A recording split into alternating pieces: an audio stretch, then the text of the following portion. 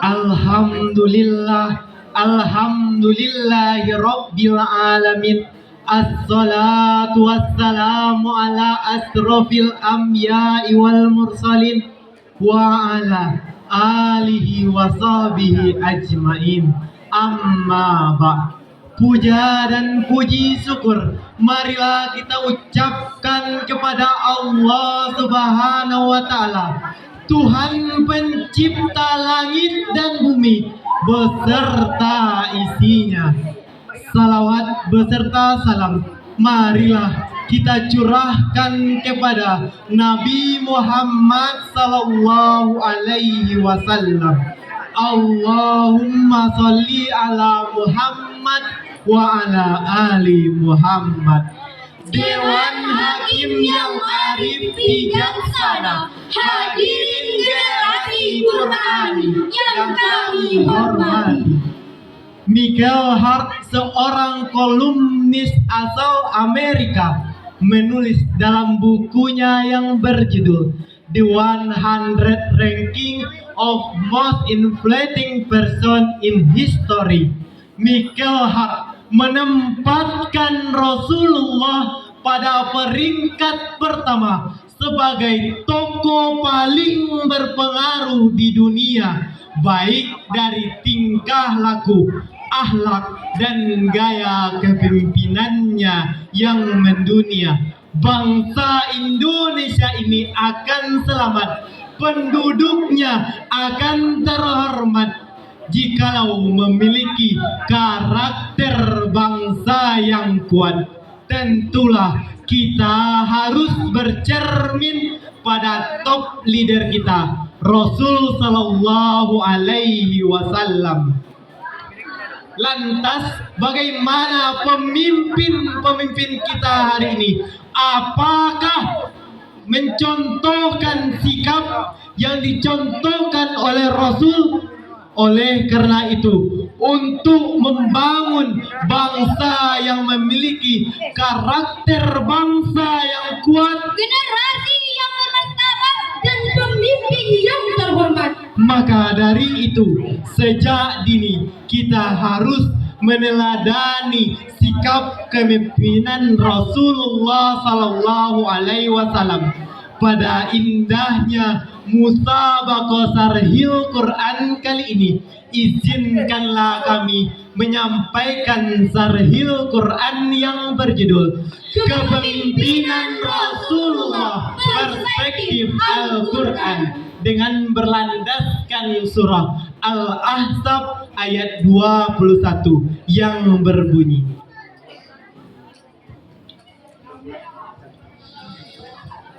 A'udzu billahi minasy syaithanir rajim.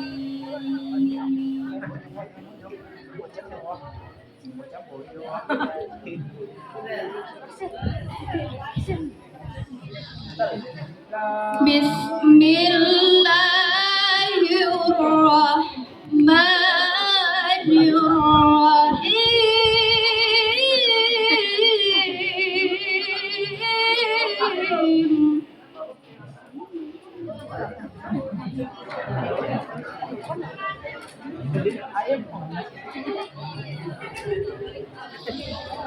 Laqad kana lakum fi rasulillahi uswatun hasanah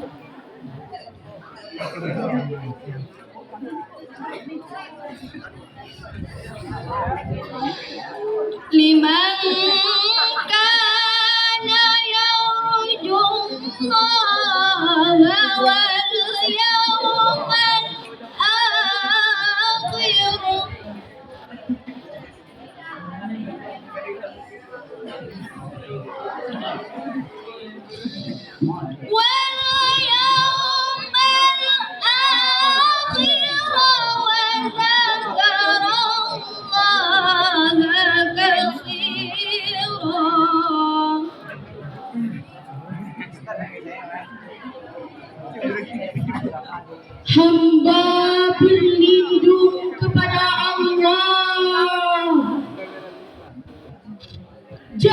dari godaan setan yang terkutuk dengan menyebut nama Allah yang Maha Pengasih, Maha Penyayang. Sungguh telah ada dalam diri Rasulullah itu suri teladan yang baik bagimu, yaitu bagi orang-orang yang menghadap rahmat Allah dan kedatangan hari kiamat, dan orang yang banyak menyebut Allah. Dewan Hakim yang arif bijaksana, hadirin generasi Qur'ani yang kami hormati. Pada ayat tersebut telah menginformasikan kepada kita bahwa pada diri Rasulullah telah terdapat uswatun hasanah, contoh suri tauladan yang baik. Rasulullah merupakan figur yang luhur, contoh tertinggi yang harus kita ikuti, baik dari segi perkataan maupun perbuatan. Sebagaimana penafsiran Iman Az-Zabuni dalam Safa'atut Tafa'asir, Nabi Muhammad is the walking Quran. Nabi Muhammad itu ibaratkan Al-Quran yang berjalan. Lantas bagaimana dinamika negeri kita ini? Jawabannya adalah alhamdulillah, masih ada pemimpin yang patut diteladani, masih ada pejabat yang mengayomi, masih ada aparat yang peduli. Ini patut kita syukuri, walaupun jumlahnya hanya sedikit sekali.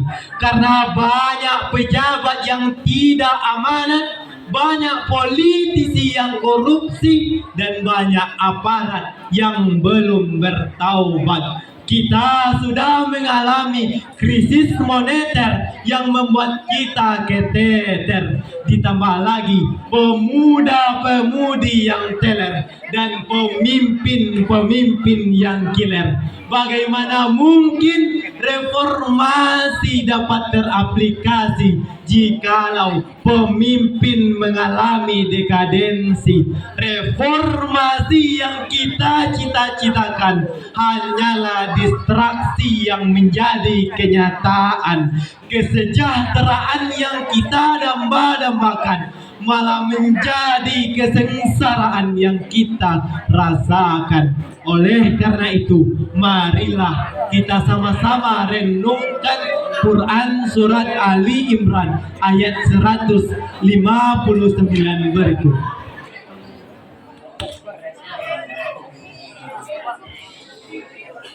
Fabima rahmatin minallahi linta lahum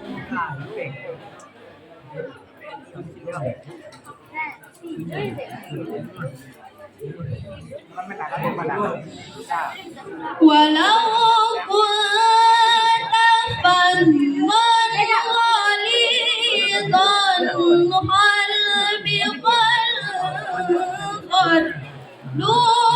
min hawlik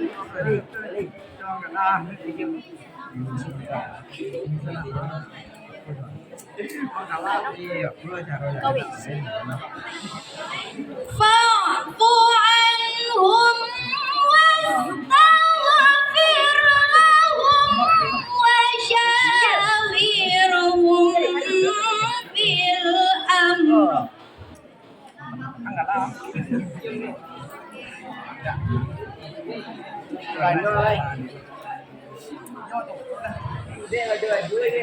Fa'idha azamta fatawakkal 'ala Allah.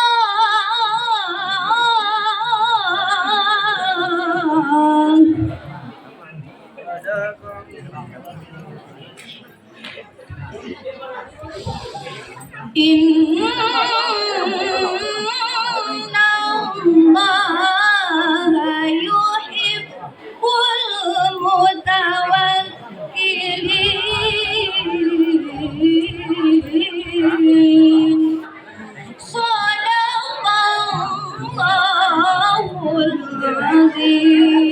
Azim. Maka berkat rahmat Allah lah engkau berkata lemah lembut terhadap mereka. Sekiranya kamu bersikap keras dan berhati kasar, tentulah mereka akan menjauh dari sekitarmu. Karena itu, maafkanlah mereka dan mohonkanlah ampun bagi mereka. Dan bermusyawarahlah kamu dengan mereka dalam hal itu. Kemudian, apabila kamu telah bertekad-tekad dan bertawakal kepada Allah, sungguh Allah mencintai hamba-Nya yang bertawakal. Maha benar Allah dengan segala firman-Nya. Dewan Hakim yang arif bijaksana, hadirin generasi Qur'ani yang kami hormati. Pada ayat tersebut terdapat 4 akhlak yang dicontohkan oleh Nabi. Yang pertama, lintalahum. Rasulullah senantiasa bersikap lemah lembut baik kepada kawan maupun lawan. Yang kedua, fa'fu anhum wastaghfir. Rasulullah senantiasa berlapang dada memaafkan dan mengampuni setiap kesalahan. Yang ketiga, wasawirhum fil am. Rasulullah senantiasa mentradisikan kehidupan bermusyawarah dalam mengambil keputusan. Yang keempat, faiza azamta tawakkal ala Allah. Rasulullah senantiasa jikalau telah memiliki suatu tekad maka bertawakallah kepada Allah. Sesungguhnya Allah mencintai hamba-Nya yang bertawakal.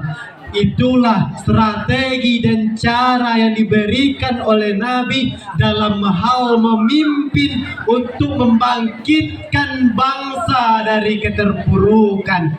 Sesungguhnya kita sebagai pemimpin harus mencontoh Nabi agar menjadikan bangsa yang kuat, bermuarakan akhlakul karimah, moral dan etika. Oleh karena itu, ada 3 solusi yang harus kita perhatikan agar bangsa kita bangkit dari keterpurukan. Yang pertama, pemimpin harus menjadi public figure.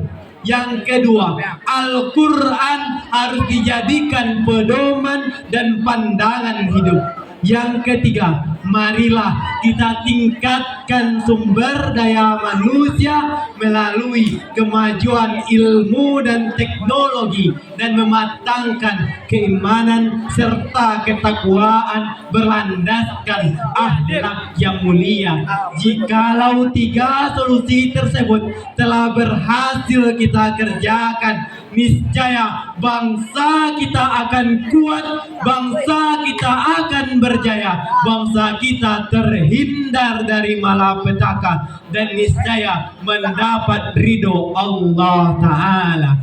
Demikian uraian dari yang telah kami sampaikan tersebut. Jika Indonesia ini ingin memiliki peradaban yang luhur, tentulah harus mencontoh kepada Rasul dan juga menjadikan Al-Quran sebagai pedoman dan pandangan hidup agar kita mujur dan akhirnya ridho Allah selalu terulur. Sebelum kami menutup Sahril Quran kami kali ini, izinkanlah kami menyelipkan sebuah pantun.